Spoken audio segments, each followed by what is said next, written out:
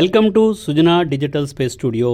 Green hydrogen కొత్త యుగం ఆరంభం. హలో మై డియర్ ఫ్రెండ్స్, ఈ రోజు మనం మాట్లాడుకోబోయే విషయం భవిష్యత్తు ఇంధన విప్లవం గురించి. ఇది ఒక కొత్త ఇంధనం కాదు, భారతదేశ ఆర్థిక వ్యవస్థను మార్చే శక్తి. దీని పేరే గ్రీన్ హైడ్రోజన్. గ్రీన్ హైడ్రోజన్ భారతదేశ భవిష్యత్తు ఇంధనం. ఎందుకంటే ఇది సాధారణ హైడ్రోజన్ కాదు, ఇది పునరుత్పత్తి శక్తి ద్వారా రెన్యూబుల్ ఎనర్జీ అంటే సోలార్, విండ్, హైడ్రో పవర్ లేదా నీటిని ఎలక్ట్రాలిసిస్ చేసి పొందే హైడ్రోజన్ గ్యాసు. గ్రీన్ హైడ్రోజన్ ను ఇది కొత్త ఫ్యూయల్ కాదు, ఇది భారతదేశ సూపర్ పవర్ గా నిలబెట్టే శక్తి. అంటే సూర్యకాంతి, గాలి, నీటి శక్తిని ఉపయోగించి నీటిని ఎలక్ట్రాలిసిస్ ప్రక్రియ ద్వారా విడదీసి ఉత్పత్తి చేసే హైడ్రోజన్ గ్యాసు.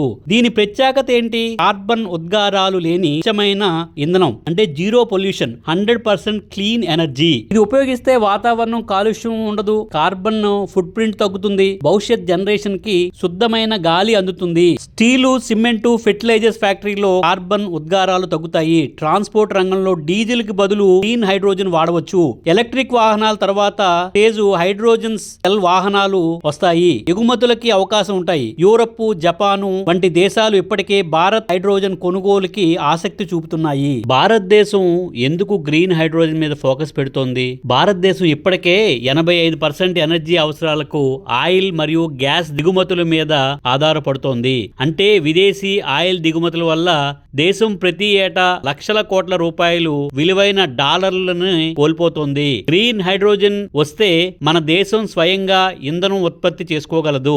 ఇది ఆత్మ నిర్భర్ ఎనర్జీ రెవల్యూషన్ గా మారుతుంది. ఇదే కారణం ఎందుకంటే ప్రధానమంత్రి మోడీ గారు 2021లో ప్రకటించిన నేషనల్ గ్రీన్ హైడ్రోజన్ మిషన్. దీనిలో భాగంగా 2030 నాటికి భారత్ ప్రపంచంలో గ్రీన్ హైడ్రోజన్ లీడర్ అవ్వాలన్నది భారతదేశం యొక్క లక్ష్యము.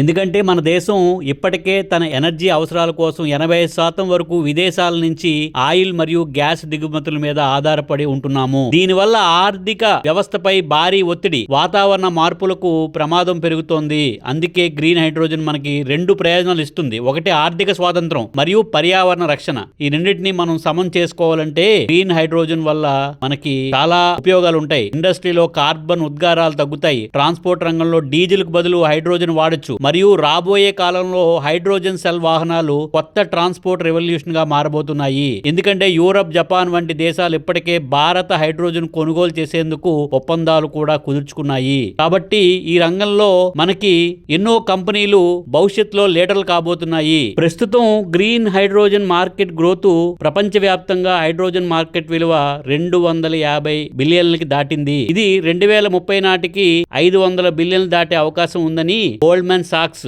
మెకెన్సే వంటి సంస్థలు చెబుతున్నాయి.